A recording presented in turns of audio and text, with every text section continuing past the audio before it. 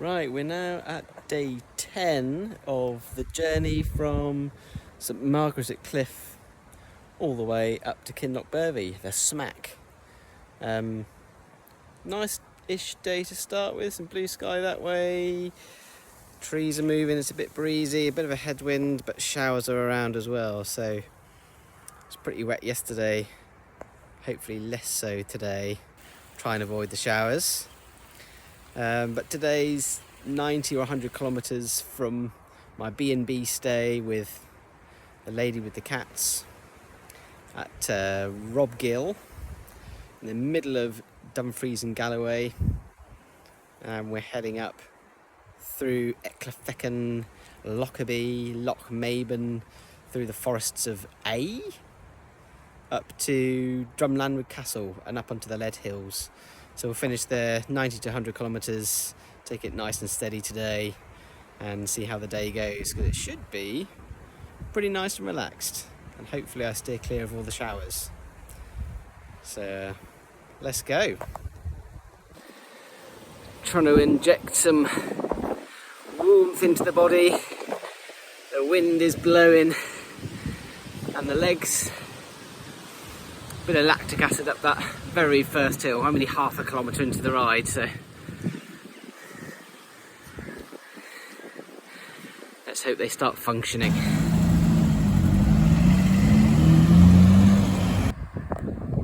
When you come to a new place, all feels a bit strange and you think, how on earth can someone live here, because you don't know anything about it. But beautiful scenery of the southern uplands in the distance. Down there's Kirtlebridge, a little village, she's got the A74, which I can just about hear rolling away in the background. Beautiful fields and hedgerows, some nice cycling. As long as the weather stays good, all is good. After yesterday's soaking and very windy weather, though it was a tailwind, feeling much more positive starting this day. See what time of year we're at, rolling up the hay. Yeah, some cows in the field. The general 360 looks pretty good, except for that direction. There are definitely showers around, but there's a lot of blue sky as well.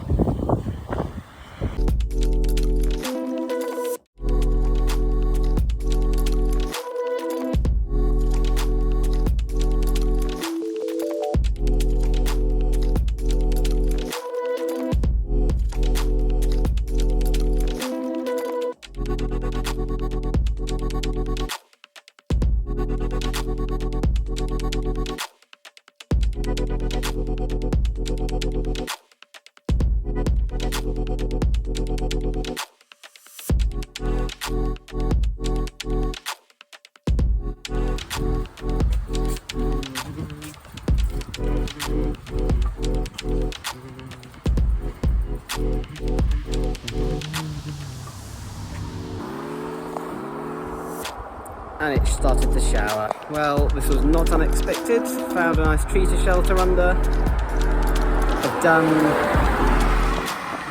about 19 kilometres in just over an hour, so it's been quite hard work with the headwind and next to quite a busy road at the moment. The headwind's going to last a good deal longer as well.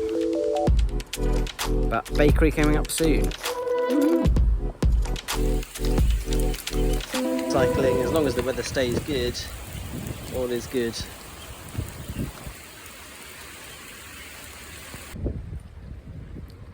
Right, find ourselves 39 kilometres into the route and still really fighting with the headwind. I think thankfully most of the showers are finished, but there's some beautiful scenery around in this forest of AE. Lots of mountain bike trails and yeah, beautiful forests and hills. It's really hard going because of the wind, but you do get some reward at the end of it.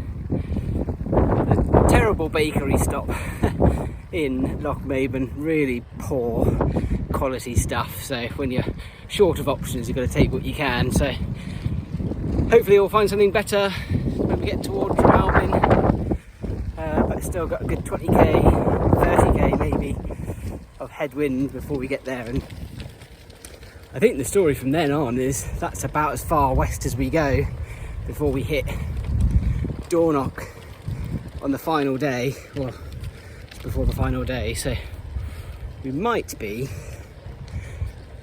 mainly done with the headwinds once we've done this little section, so that's something to look forward to. Beautiful part of the country.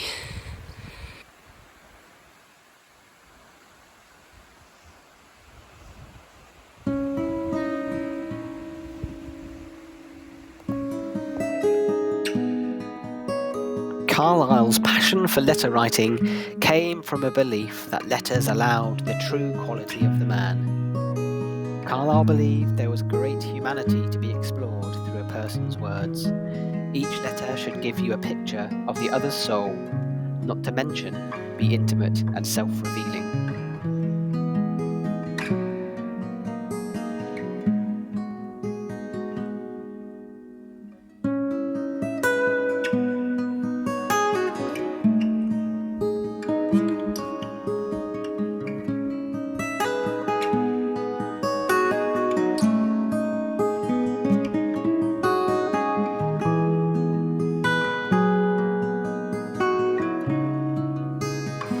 Right, here we are. We've done most of the headland section now. We're just crossing over the River Nith next to Drumlanrig Castle, which I'm not quite sure I'm going to get there in time. But the trouble is I do definitely need some food and some drink. The trouble is with cycling in Scotland is that you have to plan very carefully your food stops because they can be very few and far between. So I've left it far too long. I'm far too hungry, and looking at the rest of the route there's really nothing where I can stop and get some food other than the end, which is up a ginormous hill, so I really do need some food before then. So hopefully I can get some at this castle.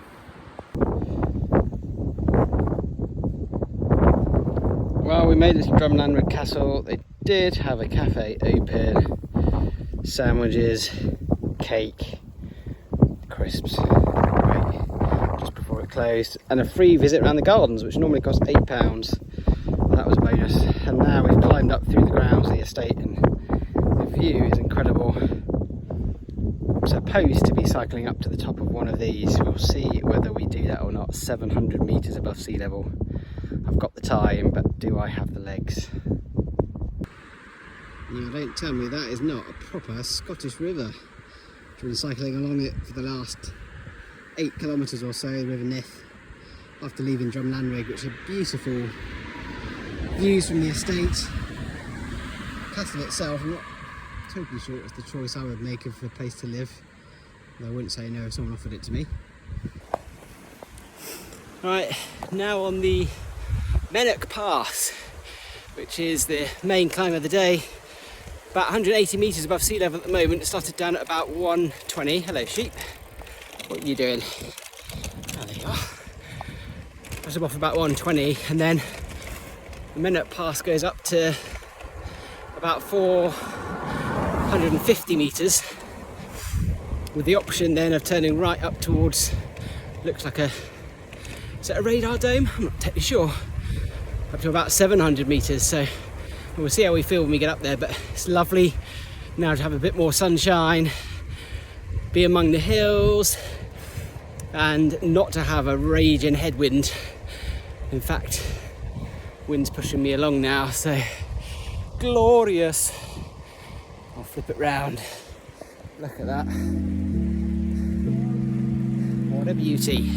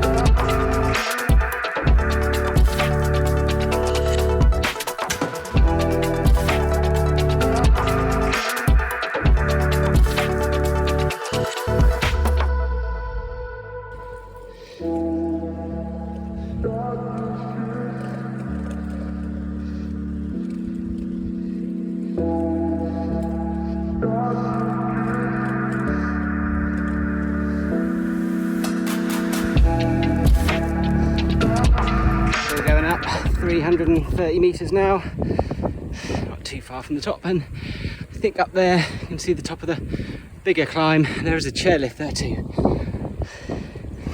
Whew.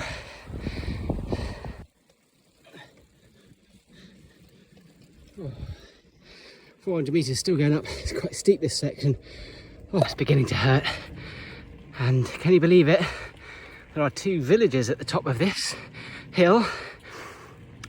One Lockhead, Lead Hills, which seems rather unbelievable considering how far up we've come. But we shall see. Should be around the corner. I think you'll agree this climb should be in the UK top 100, or maybe the other UK top 100 hill climbs. It's really quite impressive, and with a good elevation gain as well, and especially if you include the biggest one, which may or may not happen still. Well, here we are, the top of the hill. More Lockhead. Pumping music at the top of the path to welcome me in. Can you believe it? And so many campers finding a nice spot. Right, we decided to skip past the barrier at the bottom, saying private road. So hopefully this is all right. It's only up to a radar station. What could possibly go wrong? So we've started at 450 metres, so we've got 250 to climb, which doesn't sound too bad. And luckily my place where I'm staying tonight is literally just at the bottom of the hill again, so yeah, I can afford to expend all my energy. Proper rock band in Lockhead, that's for sure. Lots of people dressed up. What a place. See you near the top.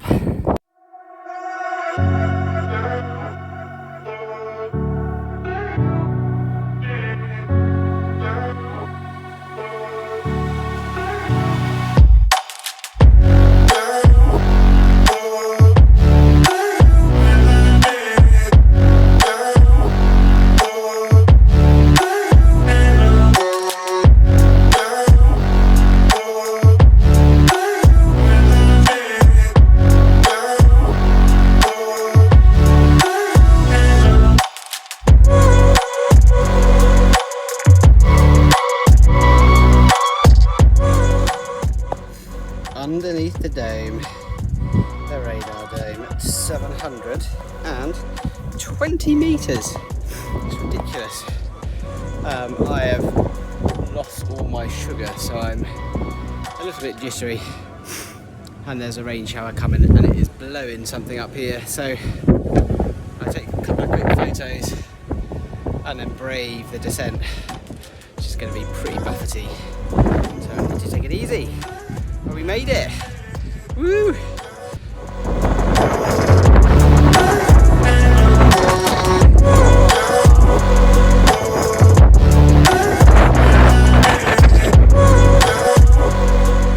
and I finally made it down from the hills down toward Lead Hills, which is where I am now, my hotel, just in the background, just there, standing in front of the curfew bell. It's a pretty darn cold place. So I'm not quite sure how I'm going to be tomorrow morning when I'm cycling down the hill toward the Clyde Valley, so we'll see how that goes. But yeah, long day today, pretty slow cycling, but amazing scenery. So yeah, let's see what day 11 brings.